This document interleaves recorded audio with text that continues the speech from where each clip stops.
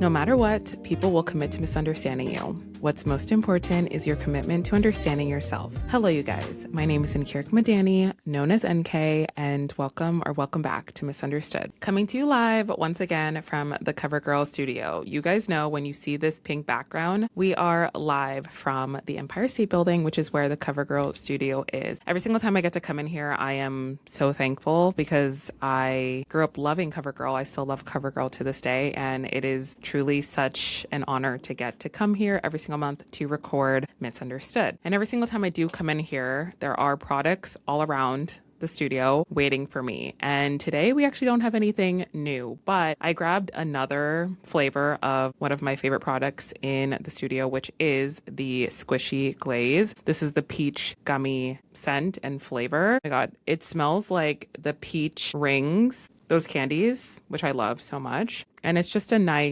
little bit of a light pink tint to it. But I honestly really like these more so because they smell good. I just love a gloss and I'm always grabbing for a gloss. So I have a few of these in my bag at home. And now on to what we are talking about today, which is how to get unaddicted from your phone. We are going to dive into tips on how to actually unrot your brain and be productive. This is a topic that has been on my mind. It's more so been on my mind because it is a trending topic on social media. Everyone is talking about how we as a whole are getting a little too connected with our phones and we're letting our phones rule our life. We're letting social media take over. We're losing the plot. We're essentially losing who we are because we are so dialed into social media and just our phones in general, and we are not looking up and actually conversing with people. It's not good. It's honestly not good. I really wanted to talk about how I have taken back my autonomy outside of my phone, things that I do to avoid brain rot, things that I do to feel like I'm still connected with my life, my in real life as I am living it. And I believe that there are going to be a ton of gems in this episode that you guys can also take forth into your own lives to really work on brain rot.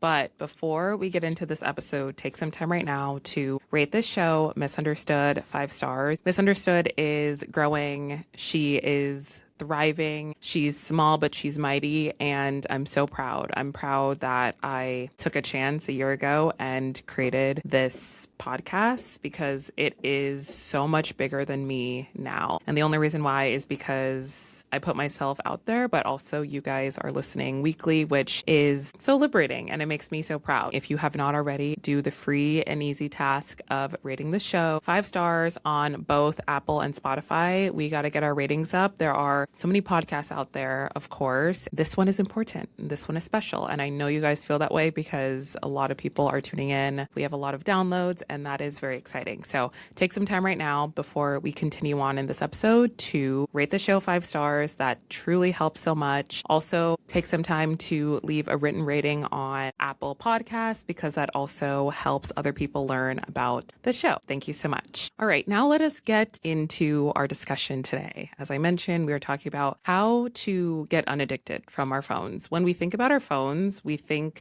about how addictive they are. It's not a formal diagnosed addiction, I would say. However, it is crippling in a lot of ways. I believe being too locked into your phone can really hurt your mental health. I also do believe that it heightens anxiety, depression, and loneliness. I know this to be true for myself because once upon a time, I was so dialed into my phone and it was really bad. It was to my detriment. I found myself reaching for my phone at all hours of the day, of the night, and I felt that I didn't have an identity outside of media and what I was consuming, which is, of course, really, really bad. And we are also going to talk about what brain rot is and how to reverse it. Of course, I have to start with a definition. So I pulled up the definition of brain rot. Brain rot is a modern slang term describing the mental fatigue, shorter attention spans, and cognitive overload caused by endlessly consuming trivial, algorithmically, why is that so hard to say? Algorithmically driven social media content. It also refers to the actual Gen Alpha alpha, Gen Z internet culture that spawns from this hyper stimulating media. I'm a millennial, and there are a lot of terms that I'm hearing on social media, a lot of trends that I literally do not know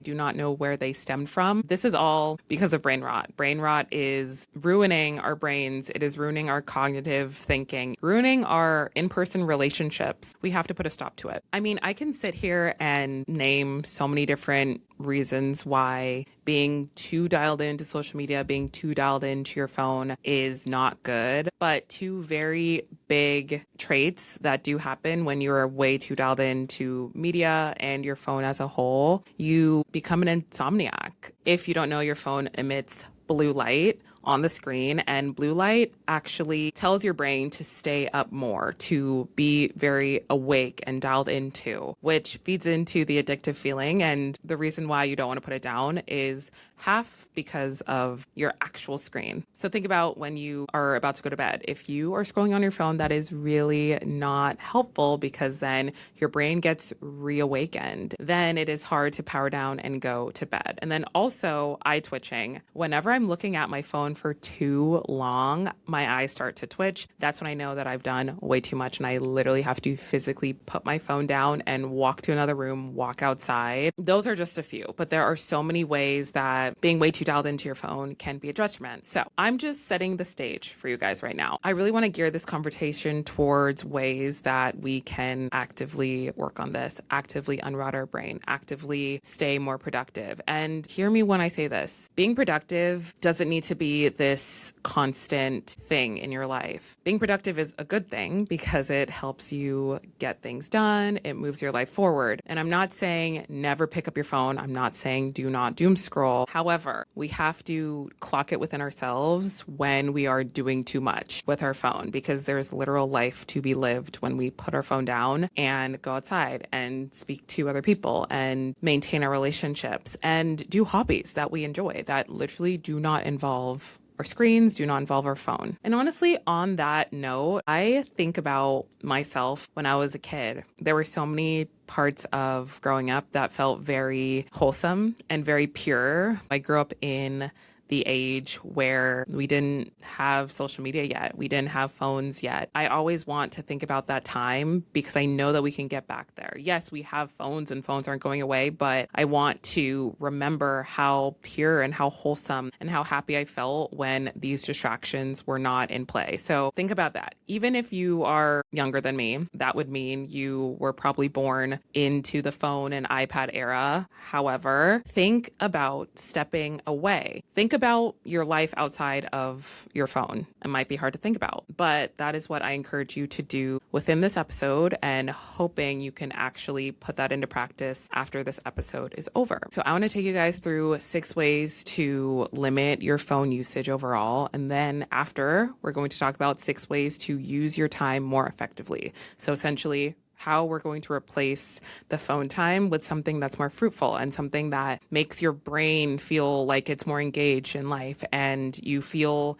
like you're actually growing as a person and you feel just more balanced overall. All right. So first, for limiting our phone usage, it's really important to remember that you have to quite literally create physical and digital barriers. That is really the only way this is going to work. Some of these things might sound hard in theory, maybe hard in practice, but once you actually do this for maybe a week, maybe 2 weeks, it will get easier, I promise. And I want to be very clear when I say it took me a very long time to actually not gravitate towards my phone all the time. It took me a long time to not immediately pick up my phone when I woke up, not pick up my phone right before bed. It took me time. With any episode I've ever shared, I believe I always keep it real. I always say none of these episodes are an immediate fix. However, these episodes will make sure that you are on the right track. When you're on the right track, you are going to improve over time, but it will take time. Please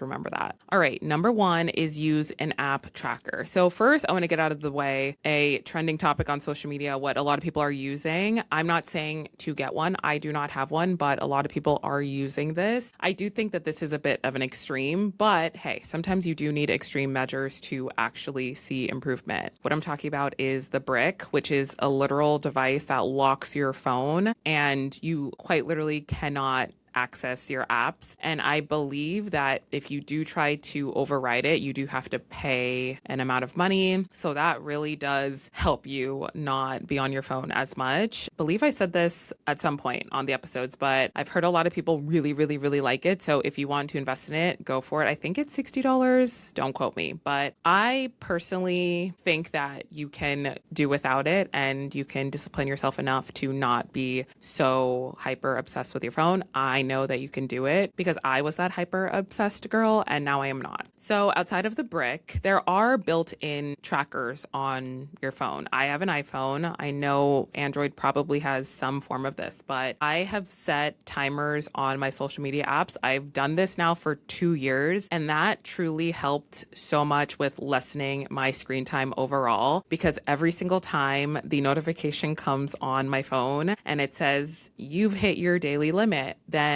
I feel bad if I override it. I'm here to say I have hit override many times, but I'm consciously being more mindful of the fact that I am on my phone longer than I have set a limit for. And after a certain amount of time, you realize that you don't need to go on it as much as you even set that timer for. And of course, set the timers that make sense for you. I used to set an hour timer per day. Then I changed it here and there over time, but do what works for you always. Number 2 is set your phone to grayscale. So I actually recently learned about this. You can go into the settings of your phone and change the color of your apps to make it less stimulating. As we know with our social apps, they are these bright, vibrant colors, and color theory is so real. We gravitate towards our phone based on the app colors. We do subconsciously. Even if you don't clock it, we all do it. So if you change all of the apps to grayscale, which is essentially just black and white,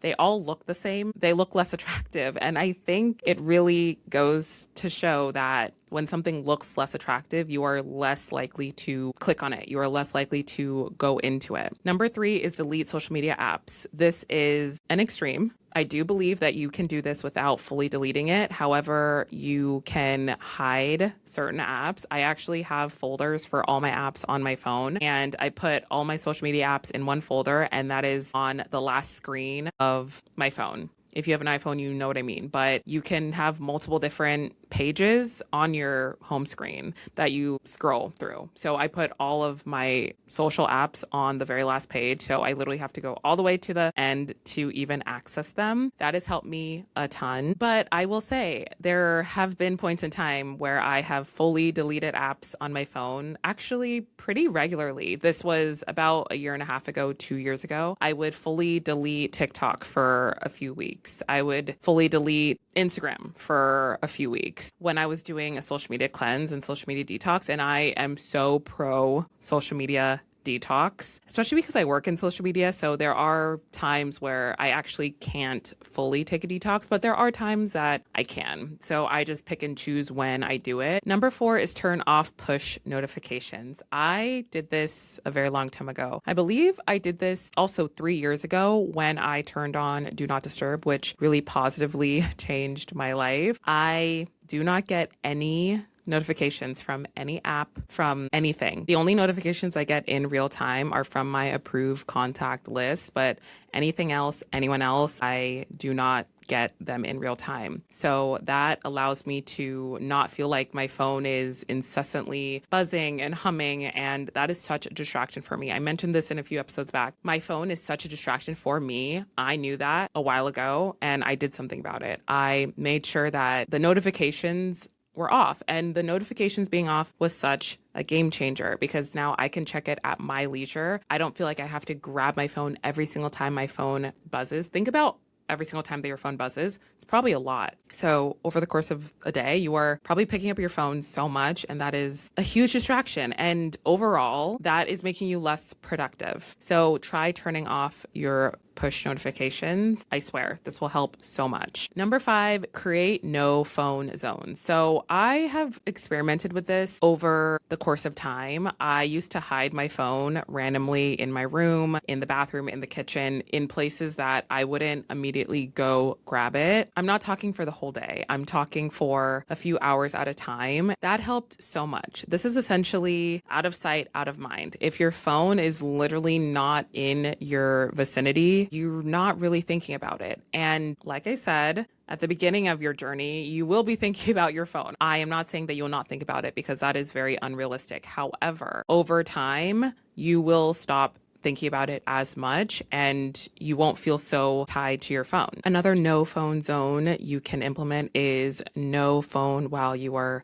eating dinner. You can watch a TV show instead, but no phone. No phone while you are working for at least 2 hours. Then you can take a temporary phone break for 5 minutes. Then you have to put your phone away again, hide it somewhere, and then proceed with working, studying. I believe no phone zones really help your brain remember that you're trying to stay focused and you're trying to be productive. And number 6 is establish consistent routines. And routines give you structure. I'm type A. We've talked about this, but I do always encourage anybody to establish some sort of routine because a routine gives you structure. It helps you actually formulate a plan to improve your life. So not checking your phone for the first hour, first 30 minutes before waking up, and then also for the last hour of the day before you go to bed. These are really great ways to lessen your screen time, but also lessen that impulse of wanting to grab your phone. For example, you can make a rule for not grabbing your phone for the first 30 minutes upon waking up. This is something that I have adopted in the past, and that helped me get up, get my shit done, and then after I feel that I've already accomplished a few tasks, then I pick up my phone and look at the notifications. Mentally, I feel so much more calm rather than immediately waking up, opening my eyes, looking at my damn screen that's so bright and it's already getting me very overwhelmed and anxious. Same thing for your bedtime routine. Turn off your phone for the last 30 minutes before you go to bed and maybe swap that with reading. Swap it with doing another analog activity like a crossword puzzle, which is something that I've really wanted to do. I really want to print out physical crossword puzzles or even get a crossword book and do a crossword every single night. I think that would be a really great way to use my brain and that brain rot actually stimulate my brain in a very positive way and not be on my phone. These routines also establish control and focus in your life. It allows you to remember that you are in control of your actions, your emotions. You are in control of the time that you're spending on your phone, off your phone, and you're trying to make the best of your day. All right, now let's talk about the 6 ways to spend your time differently. Number 1 is start small. Start with a goal of decreasing your screen time by 30 minutes each week. And just a note, you can track your phone usage on your phone. Actually, your phone tracks it for you in the settings. You can analyze each week how you're doing, and that itself is progress. It doesn't have to be this whole overhaul. We talk about that on Misunderstood all the time. We do things in chunks over here. We take baby steps over here because that is the only true way to make a lasting effort. You can't expect to completely change your entire life in 1 week. That's just not realistic. We are doing small incremental changes. So try to decrease your screen time by 30 minutes every single week. After 1 month, see how much you've actually improved, and then you can adjust from there. Number 2 is prioritize face-to-face connections. This is extremely important for me as somebody who does work in social media. I don't have coworkers. I mentioned this in a past podcast episode. It is very important for me to lean into my in real life friendships, especially here in New York City. So I absolutely prioritize hanging out with my friends multiple times a week. And I've mentioned my Standing Sunday. We've had that for almost a year now. Those are just examples of how I make sure that I am putting my phone away and being so ever present in my real life, getting to learn what my friends are going through, just catch up about the week. Every single time I'm with my friends, and my friends can attest to this, I am so present with them. I am not on my phone. My phone is not touched for hours and hours and hours because I'm so present with them. And that is the point. We have to remember that there is life to be lived outside of our phones. Number 3 is stay informed. I actually was just having a conversation with one of my friends about how I do tend to revert to TikTok specifically for a lot of news. Here's the thing. TikTok is informational. That's a fact. However, there are a lot of other avenues that I know that I can go into when I want to learn more about what's happening in the world. There are articles I can read, Substack. There are a ton of things that I know that I can do outside of my phone to feel enriched and informed. Number 4 is exercise. I feel like I am a spokesperson for exercise. Movement and wellness is a very big pillar of my life. It is a very big principle to how I live every single day. So I'm such a big proponent on exercise, and exercise is such a great way to, of course, stay off your phone, but also stimulate your brain and not fall into brain rot. Any type of exercise is on the table: walking, running, swimming, pickleball, anything that lights you up and anything that works for you is what you should adopt if you haven't already, or just continue doing if you also are big on exercise. Number 5 is get outside. So think anything outdoors, whether it is going to sit in the park, having a picnic, or take a walk, or go to the beach. There are so many ways that fresh air can really be a cure for your brain, for your body, to not feel so stuck on your phone and media in general. And number 6 is find your creative outlet. I am also a huge proponent on having a creative outlet. I love analog hobbies, which is essentially anything that does not involve your screens, does not involve your phone.